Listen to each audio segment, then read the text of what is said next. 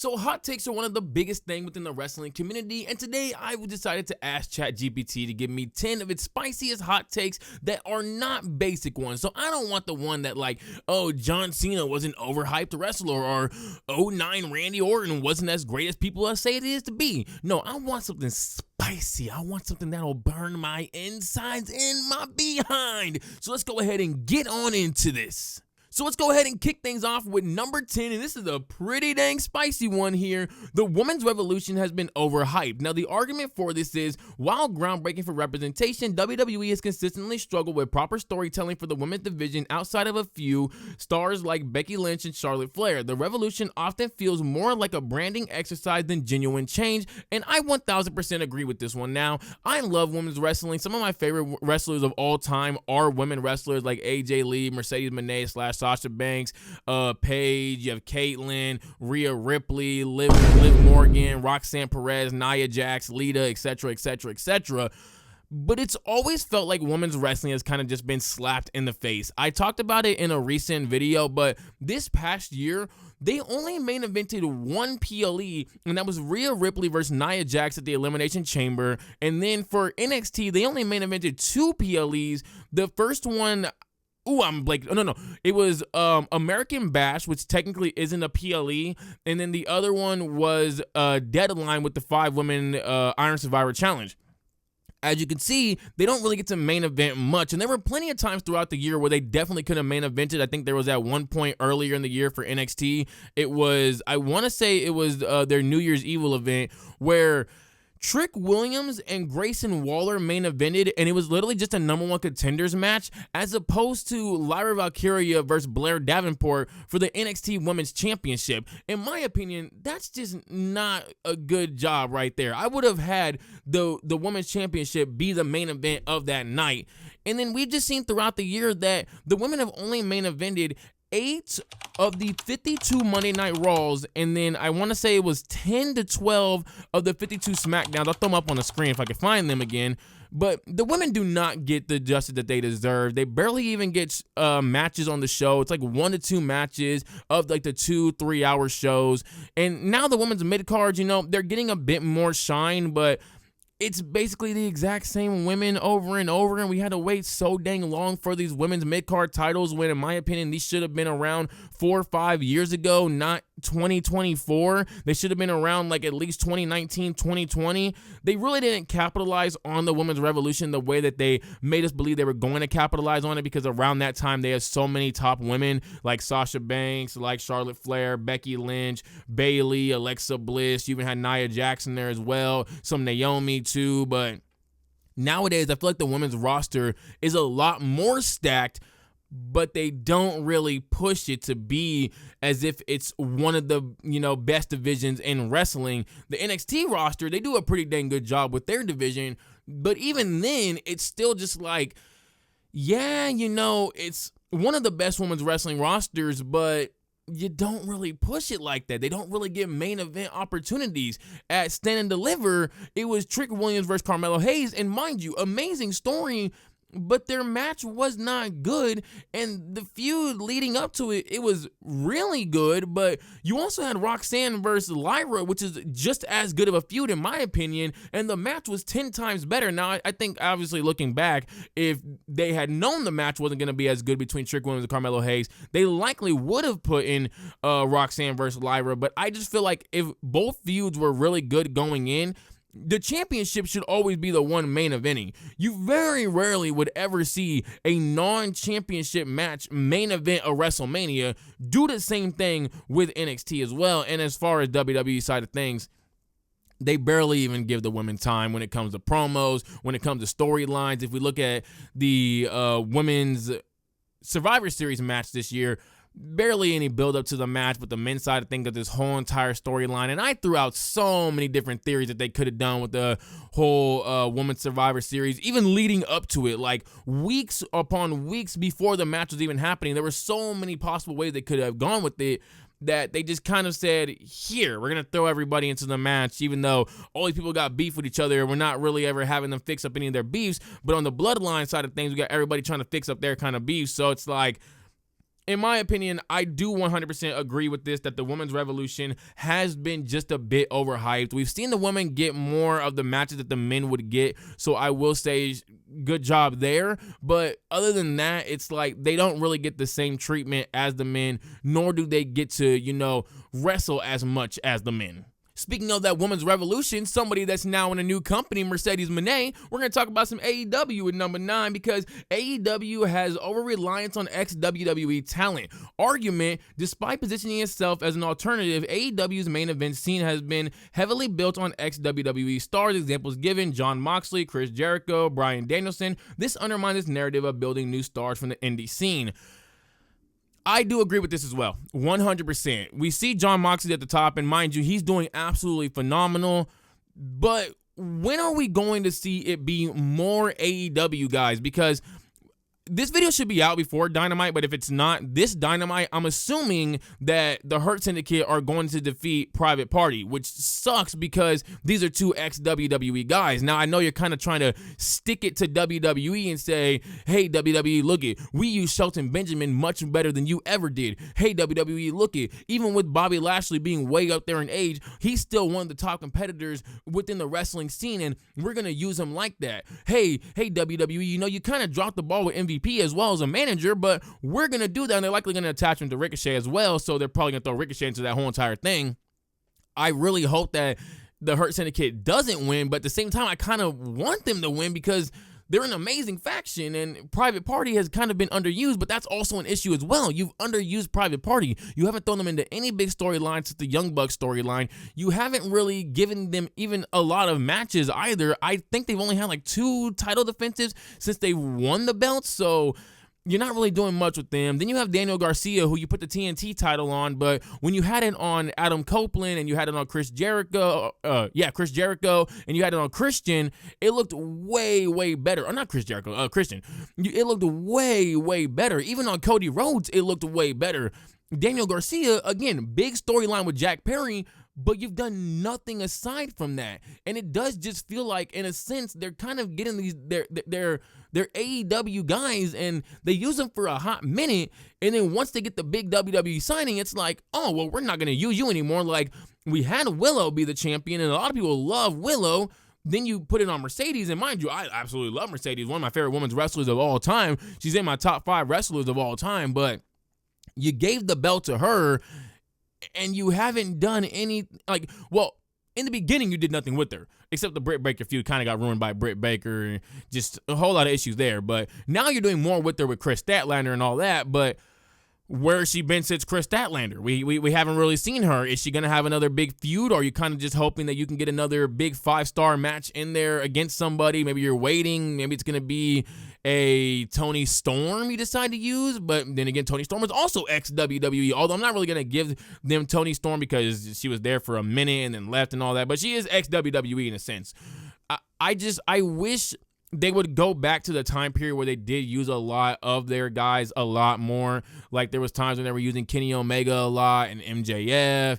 Samoa Joe's a weird one because he's not really he is ex-WWE, but he's a TNA guy first. So I'll give them Samoa Joe as well. You had Britt Baker be at the top. Now you got Mariah May, so shout out to that. I do want to see more of these guys that got big in AEW be used a lot more and be in that main event scene a lot more and be at the top a lot more. It's kind of the same thing with Swerve as well, because Swerve is also an ex-WWE guy, so it's hard to really give them a lot of guys because even their first champion was an ex-WWE guy and Chris Jericho, and then you had the big match with Moxley and all that. So yeah, I do think a part of me wishes they would kind of prioritize their guys just a bit more than the ex-WWE guys. But I also, being a big WWE fan, I love to see, Adam Copeland and Jon Moxley and Mercedes Moné and all these other wrestlers from WWE, like even Bobby Lashley and Shelton Benjamin, get to be used in another company properly when WWE kind of just dropped the ball on them, especially Mercedes Moné. Like, we know how bad her run was in WWE to start, at least. It got a little better during the COVID time, but to start, oh my gosh, she won a championship and lost it literally right afterwards. So it's kind of like I 100% agree with it, but I also understand why they book these WWE guys the way they do. So yeah, I'm kind of back and forth on this one, but I do understand it and I do 100% agree with it. Going back on over to the WWE side of things, number 8, Roman Reigns should have turned heel sooner. The argument for this is Roman Reigns' tribal chief persona proved he had the charisma to carry WWE as a top star. If WWE had pulled the trigger on a heel turn earlier, the backlash from fans during his big dog phase might have been avoided. This one I'm very back and forth on because I don't know if heel Roman Reigns as the big dog would have still been loved or not. Like, tribal chief Roman Reigns, if you had that in your back pocket, I don't know why you didn't do that earlier. Maybe you need the New Day to be built up more so you could throw them into that storyline. But if you had that in your back pocket and you didn't use it, that's a flop. If you didn't have that in your back pocket and it was just going to be big dog Roman Reigns as a heel, I don't know if he gets over, especially because his mic skills just were not it at the time. So you really would have had to heavily rely on Paul Heyman, and you basically would have just had a, Paul Heyman guy be at the top. And we see how that went with Brock Lesnar. He wasn't really loved. I think Brock Lesnar was really only loved early Brock and then Cowboy Brock later on, like 2022, 2021 time. So yeah, this one I can't actually agree with because now that I do think about it, Roman Reigns' mic skills were pretty dang awful during this time. We had to get through suffering succotash. You are a sniveling little suck-up sellout full of suffering succotash, son. I never want to hear suffering succotash ever again. And if that's the Roman Reigns we were going to get as a heel, we're never getting tribal chief Roman Reigns. Let me tell you that right now. We are never, ever getting that version of him. Roman Reigns might even get released. Yeah, no, I can't agree with this one. Sorry, ChatGPT. You tried your big one and it just ain't work because we ain't want to see the big dog, even as a heel. But hey, speaking of Paul Heyman, guys, number 7, The Undertaker's WrestleMania streak ending was necessary argument. Ending the streak elevated Brock Lesnar into an unstoppable force, rejuvenating his career and giving WWE a dominant main event attraction during an era lacking credible heels. It also added gravity to the mythos of the streak itself. This one I kind of go back and forth on because I've already heard Undertaker say that he doesn't agree with Brock Lesnar ending the streak. So you could take that side of things and just say that Brock Lesnar was not the right person to end the streak if the streak was going to get ended. I still believe, though, if you were going to have the streak be ended, it should have been CM Punk. So I 100% agree with the streak needed to be ended. I don't think the right person ended it, though. Although I guess you could say Brock Lesnar ending the streak really helped out Roman Reigns when he eventually had that feud with Brock Lesnar. But to be fair, Brock Lesnar was already a monster as is, even before ending the streak. So I feel like ending the streak didn't really help him. It just made him more hated, to be honest. So if you want to say it helped him in the hatred department, all right, I'll give you that one. But if anybody was going to end that run, I believe it should have been CM Punk. Or if you were going to push Roman Reigns to be this next big top star, it should have been Roman Reigns. You could even look back to Shawn Michaels potentially being the one to end that streak. You could look at Edge being someone that should have potentially ended that streak, especially with how big of a heel he was during his time period. That actually would have been really dang good. The ultimate opportunist, and he just wins in some like BS kind of way. If you would have had like Undertaker getting counted out to an Edge, that might have been interesting, especially if he had like tied him up outside of the ring, and that's why he wasn't able to get back into the ring in time and he lost on a 10 count. It would have been interesting. I don't know how that would have played out because I don't know if fans would have really rocked with that. But dang, if they was like, you know what, we hate this because we can't believe what you did to Undertaker, but we hate it more because it just makes Edge an even bigger heel. Oh, I'm with that then. Give it to Edge. But I do think the perfect person to end that was CM Punk because CM Punk was cooking during that time. When he was feuding with Undertaker in their match up to WrestleMania, he was going fuego. That was probably the best version of CM Punk in my opinion. But like I said, another person would have been Roman Reigns if the plan was always to have Roman Reigns be this top guy eventually. I think helping him with that. Heck, it even could have helped him become like a big heel because of how overly pushed he was. Had he been the one to end Undertaker's streak, it would have been a very quick and easy heel turn.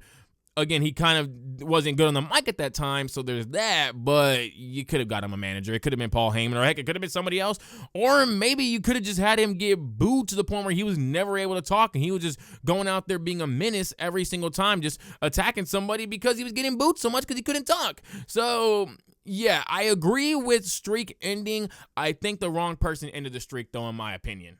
But with that, let's go ahead and move on to number 6. The PG era saved WWE's long-term future. Argument. Many fans criticized WWE's move to PG in 2008, but it made the product more marketable to advertisers and mainstream audiences. It also prepared WWE for global expansion future deals like Peacock and Fox, and obviously also Netflix. Now it doesn't include that, but now they do got Netflix, and I 100% agree with this one. I think that had they never gone to a PG type era, they would be where AEW is at right now. And that's not a shot at AEW, because again, I absolutely love AEW, but AEW is never going to be marketable to kids of like all walks of life. WWE right now is marketable to kids of most walks of life.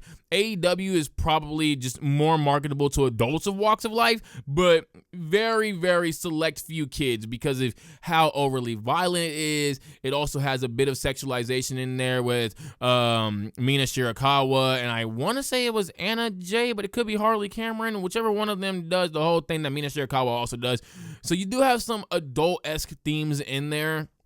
Also, like I said, very violent as well. With WWE switching over, yeah, for some people it did get cringy, but I think it also allowed them to become what they are today, which is being one of the biggest, not just wrestling companies, but also being just one of the biggest things in sports today. They're up there with the likes of NBA, NFL, MLB, and all that stuff. Like, they're filling out crowds. They're getting like if they do a football arena, they're packing it out. So I have to say that I do 100% agree with this one. Although I think for some people, you can say that it definitely did hurt their careers. And there were times where, you know, if they're going to be in this PG era, maybe they should have pushed these guys or, you know, really went full throttle. Like with someone like Heath Slater, for instance, he was someone that I feel just fit the PG era to an absolute T. He fit the child stories to a T. Even Zack Ryder is someone you can also look at as well that should have been pushed a lot more and really maybe should have put some kind of gold on them.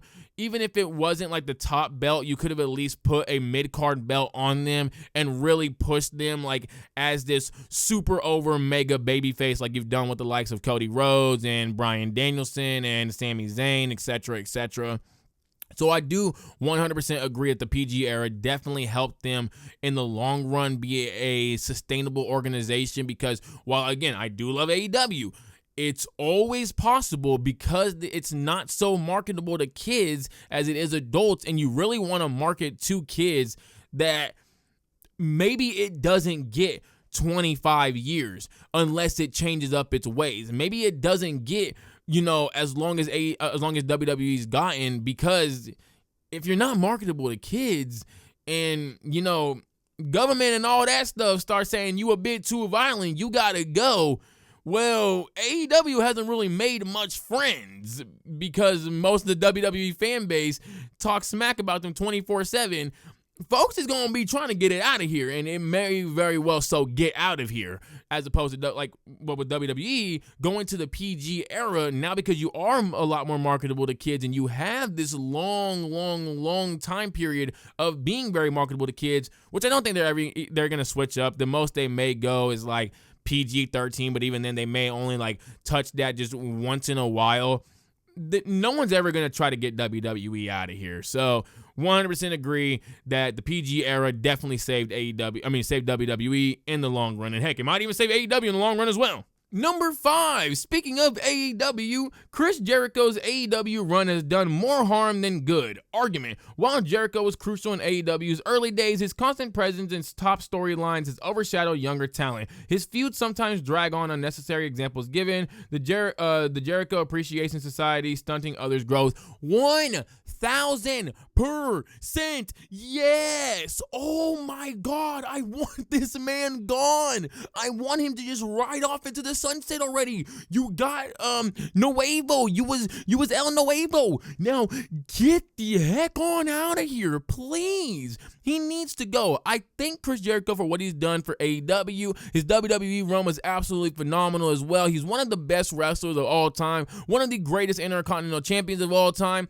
but he's gotta go. He is stunting everything because for some reason, he was in a 12-man tag team match with the Death Riders, even though that would not make sense to put him with the Death Riders, and then you have him attacking, I forgot who the heck it was, Powerhouse Hobbs, attacking Powerhouse Hobbs for no reason and saying, does this prove to you now, John Moxley, that I'm enough, that I'm hardcore enough? Go. I don't even know why he got the dang Ring of Honor title when he got it, but go. I still am so mad that Matt Cardona did not get that title, by the way, but he's got to go. It's time. He's, like I said, phenomenal wrestler, but he has stunted growth. Even the two dudes in his group, I feel like could be much bigger. Had so many people not wanted Chris Jericho to retire. People like Big Bill, I think was his name, and I forgot the other dude's name, but they would be more liked because the other dude, the one with the hat, I keep forgetting his dang name. I put his name on the screen. Really good on the mic. Really dang funny. Had he been leading the learning tree, after Chris Jericho retires, or had he taken out Chris Jericho and then he's the head of the learning tree now, I would be so happy with it. I would be so here for it, and I would actually like the learning tree. I don't hate Chris Jericho as a person. I don't know the man, but I will say I want this man to retire now, ride off into the sunset. Don't be Ric Flair number 2. There's still time to do it. This could be your final year, Chris Jericho. Do it for all of us. Something else that also needs to go, number 4, the WWE draft kills momentum every time. I 100% agree with it, but I'm going to read the argument anyways. Instead of refreshing the product, the draft often derails long-term storylines and breaks up popular acts. Wrestlers like Kofi Kingston or Bianca Belair have lost steam immediately after being reshuffled to a new brand. 1000% agree with this. I hate the brand. I hate the WWE draft because, one, nobody ever really even gets moved. It's like 1 or 2 people, but for the most part, nobody ever gets moved. And 2, it does ruin a lot of storylines. Now, I know like WrestleMania season, or after WrestleMania is supposed to be like the new season. Like even Cody called like it the off season right now. We're heading into the new season and all that stuff.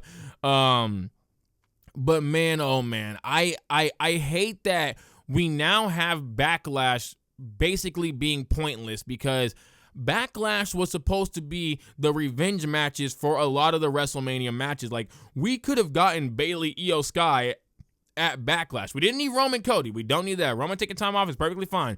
But we could have gotten maybe like Cody Solo since Solo got involved in that stuff. We could have gotten maybe a Jimmy J match at Backlash since, Jay did go out there during the Cody Roman match. When Jimmy went out there, we could have had that match. Maybe that match would have been a lot better than the WrestleMania match.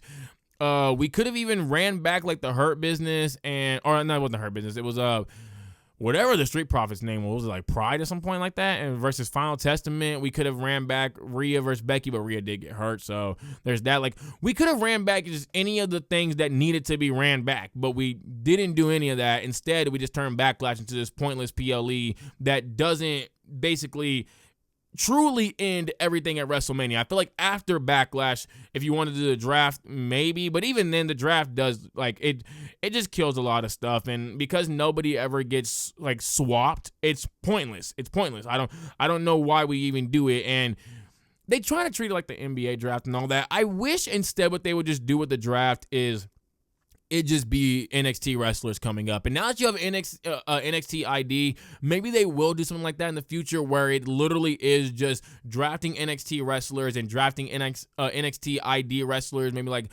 the ones that get the ID on, not NXT ID, the ones that get the ID on them, maybe they'll get like called up to NXT, and then the ones from NXT can get called up to the main roster, something like that. But there is also that weird thing of like people being able to go from NXT just at any kind of real point in time up to the main roster, so it kind of just makes the whole draft pointless. I think if you did get away with the draft, if you got away with the draft, you could just have wrestlers come up at any time throughout the year instead of just being like this whole draft thing. Just, I don't know, man. Get rid of the draft. Just get rid of the draft, have wrestlers be able to get called up whenever they want, and stop making Backlash pointless. Actually have some kind of use for Backlash.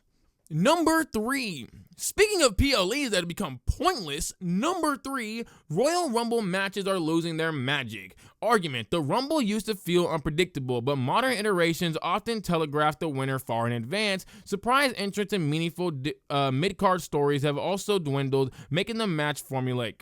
Now, see, here's my thing. I don't care what the heck they're saying.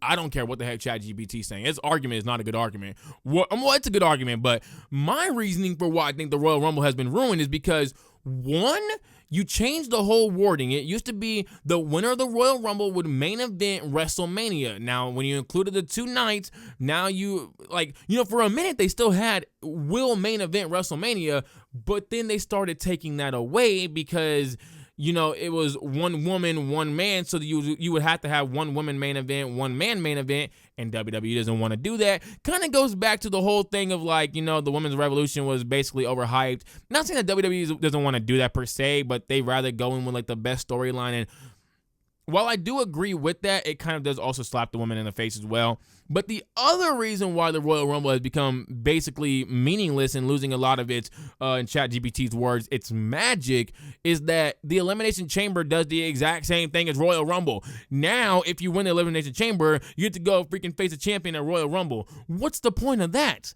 Why are we doing that? The Elimination Chamber match was supposed to be matches that the champion was in where they were going to be at a disadvantage because it's 1 against 5 others. Why did we get rid of that? That needs to come back. I need to see Cody in the chamber this year. I need to see Gunther in the chamber this year if they're the ones holding the title by Elimination Chamber. They need to be in those matches competing, putting their titles on the line. It should not be, you're going to have 6 random competitors competing in a match, and whoever wins is going to be main eventing, is going to be at WrestleMania. That's stupid. That just ruins Royal Rumble, because what's the point of trying to win the Rumble now? Why would you even want to enter it against 30 other competitors when the only way you can lose is getting thrown over so you can just get blindsided? Why not go into the Elimination Chamber where you could have a much better chance of winning, and the way you lose is a regular match way, via pinning or submissions? Why would you ever want to enter the Rumble? So 100% agree that the Royal Rumble has lost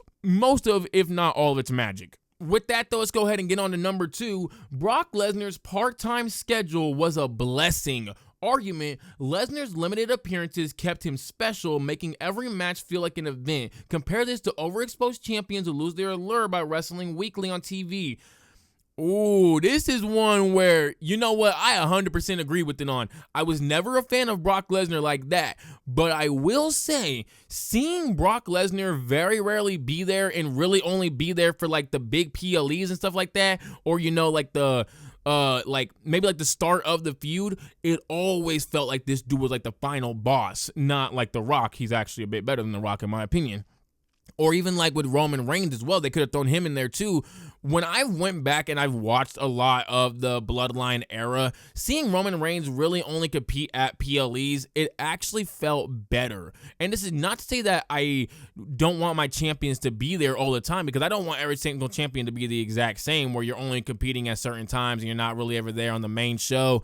But I did like the fact that with Brock Lesnar and with Roman Reigns, these guys felt like champions. These guys felt like the final boss of a video game. You don't really get to see them until it's time to see them. So I 100% agree with this. And I think it also helped Brock Lesnar in a sense. Younger me, I didn't like it. I was like, ew, I don't like Brock Lesnar. Get him off my screen. I want to see somebody else be the champion. I was so happy when Seth Rollins won the dang, was going on his whole Beast Slayer run, even though I wasn't really young around that time. I was 20, but still pretty young in a sense.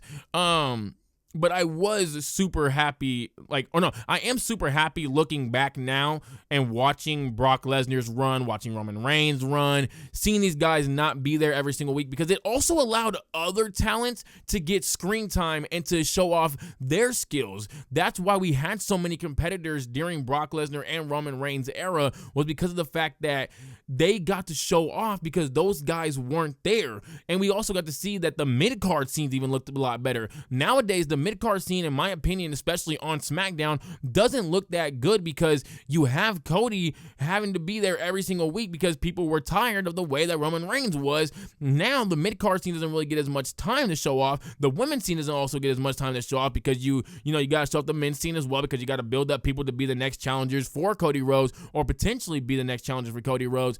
So somebody's getting shafted here. But during like Roman's time and Brock's time, you've seen that not as much people were getting shafted. Even the women got a bit more time on the screen because of the fact that the top male champion just wasn't there. So you need to have your top women's champion be there. And with all of those, let's go ahead and jump on to number one. Did not think I was going to be talking about this company in this video, but number one, Impact Wrestling deserves more respect. Argument: despite years of ridicule, Impact Wrestling has consistently produced solid storytelling and helped cultivate stars like AJ Styles, Samoa Joe, and Ethan Page. Its reputation is unfairly tarnished by its TNA era failures. 1000% agree. I 1000% agree. Impact, not current TNA. Current TNA, I still think is completely a sham, and I can make a whole video on that, especially with this whole Tessa Blanchard situation. But Impact itself deserves so much more praise, man. You had Kurt Angle with Main Event Mafia, Kurt Angle's run in general. You had the Aces and Eights, which is still one of my favorite factions of all time. You had AJ Styles. You had Lone Wolf AJ Styles. You had some of AJ Styles' best matches. You also had Samoa Joe, like they said. You had Samoa Joe being a hitman of the entire Main Event Mafia, and it's kind of similar to what Drew McIntyre was doing now, where he was trying to take out all the Bloodline members, but then they went away from that, which I'm really kind of sad about, because they want to go to this whole Crash Out trio thing, which is very, very easy to see. I would have preferred to Crash Out Drew McIntyre. I mean, I would prefer to Hitman Drew McIntyre, just taking out all the Bloodline, then Crash Out Drew McIntyre. But whatever, that's to each their own. But Impact Wrestling does definitely deserve a lot more praise. You also got Jeff Hardy in that era as well. You had Magnum too, that whole storyline with AJ Styles' whole storyline with Dixie Carter. I love the six-sided ring. I thought it was absolutely phenomenal. You had Beer Money there. You had Cowboy James. I forgot his full name. One of my favorite wrestlers from Impact's time too. You had the women's division was pretty cool too around that time as well. Wasn't the greatest, you know. You had Gail Kim there, though she was absolutely phenomenal. You had I forgot her name, but she's the one that had the beer as well. And then you had dude that was Insanity, Eric Young. You had Eric Young there too. It was a really, really dang good time for Impact. TNA, I will say, kind of ruins a lot of Impact. There is also that whole situation with AJ Styles at Impact/TNA and him not really, being treated properly after carrying the company for so dang long. So yeah, you have all that as well. But I think that really rubs people like a certain type of way, where they're just like, they don't really want to support Impact Wrestling because of the fact that, you kind of screwed over AJ Styles. And I do understand that. I 1000% understand that, because had WWE treated John Cena like that, or Randy Orton like that, and it became a public thing, because maybe they have and we just don't know, but had they done it and it became a public thing, I feel like my love for WWE would not be there. Because while, I don't I don't have like super ties to John Cena. John Cena is someone that carried WWE for the better part of 20 years. He should be treated right. AJ Styles was literally one of the first people in Impact Wrestling. He should be treated right. So yeah, I think that is a part of the reason why people don't really talk about Impact. And because Impact is tied to TNA, and TNA had so many down years and was just absolutely awful. I actually forgot Ethan Page was in Impact at all. Yeah, I think that's really the reason why Impact does not get the credit it deserves. But I do think that when we talk about some of the best time periods in wrestling, Impact has one of, if not the best time periods in wrestling. There was literally a time where it was the best wrestling show on the planet. It was not WWE. It was not ECW. It was not New Japan. It was not Ring of Honor. It wasn't these other ones. Impact Wrestling probably, in my opinion, has the best era. But hey, y'all go ahead and let me know down below, how do y'all feel about ChatGPT's spicy takes? How do y'all feel about my opinions on all these spicy takes? And if you haven't already, make sure you do like and sub for more. And go ahead and drop your hottest wrestling take in the comment section down below.